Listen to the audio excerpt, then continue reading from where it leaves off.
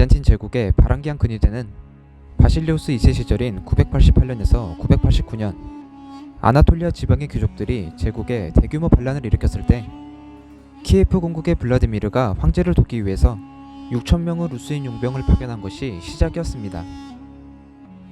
이들은 황제를 도와 반란을 성공적으로 진압했습니다. 960년에도 제국의 북서쪽 국경 수비를 위해서 노르웨이인과 루스인 출신 용병을 고용하여 효과적으로 유목민족의 침략을 막아낸 전례가 있었으나 989년에 벌어진 아비도스 전투 이후 본격적으로 황제 직속 엘리트 군대가 되어 활약했습니다. 사실 블라디미르가 단순히 공경에 처한 동맹국 국왕을 돕기 위해서 이들을 파견한 것은 아니었습니다. 왕위에 오르기 위해 첫째형 야로폴크를 제압하는 과정에서 스칸디나비아 지역의 바이킹을 고용했습니다.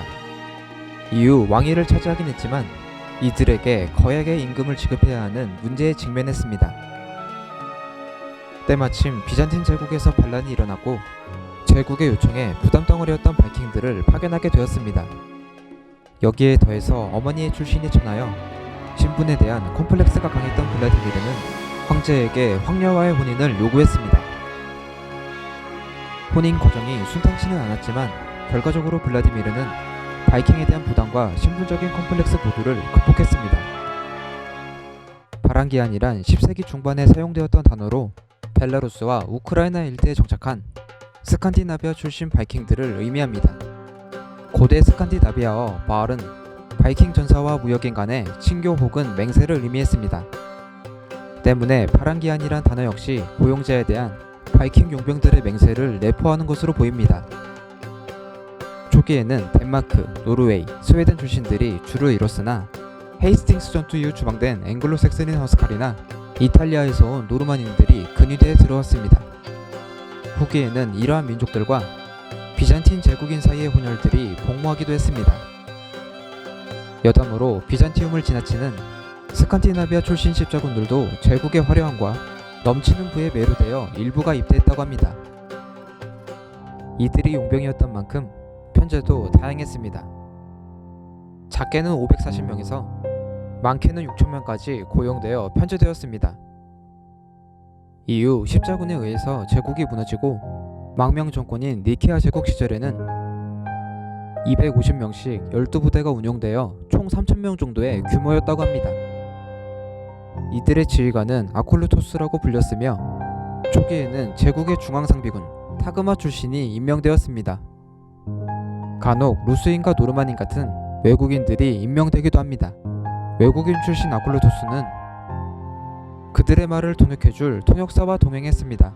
이들은 항상 황제의 바로 뒤에서 황제를 경호했으나 14세기에는 황제의 행렬 중 50번째 순위로 밀려나면서 이들의 위상 또한 쇠퇴했습니다. 이들의 주된 임무는 고용주인 황제를 경호하는 일이었습니다. 궁전과 전장 등 상황과 장소를 가리지 않고 황제의 곁에서 임무를 수행했으며 때때로 칙명을 받아 불리한 전황을 타개하고자 일선으로 투입되었습니다. 이들은 경찰과 간수의 역할도 겸했습니다. 주로 비잔티움의 고위층들을 대상으로 활동했다고 합니다. 한편 바이킹이었던 경력 때문에 일부 바랑기안들은 해군에 편성되어 해군기지 수비 임무를 수행하기도 했습니다. 이처럼 황제와 제국에 충성을 다한 바랑기안 근위대는 그에 걸맞은 최고의 대우를 받았습니다. 높은 보수와 정복지에 대한 약탈 우선권이 있었으며 전리품의 3분의 1을 하사받았다고 합니다. 때문에 근위대 복무를 마친 바랑기안들은 막대한 부를 가지고 고향으로 돌아왔다고 합니다. 나중에는 바랑기안이라도 근위대에 입대하기 위해서 상당한 금화를 지급해야 했습니다. 아울러 군대의 전투력 유지를 위해서 수준 높은 선발 과정을 통과해야 비로소 근위대의 일원이 될 수 있었습니다. 통과하지 못한 자들은 다른 용병 부대에 배치되었습니다. 바랑기안들에게 근위대는 이러한 난관을 극복할 만큼 막대한 부가 약속된 자리였습니다. 화려한 부의 도시 비잔티움은 북부의 용병들에게 아스가르드와 같은 곳이었습니다. 전장에서 근위대는 방어적인 성격의 정예 보병이었습니다. 이들은 황제가 위치한 중앙을 방어했습니다.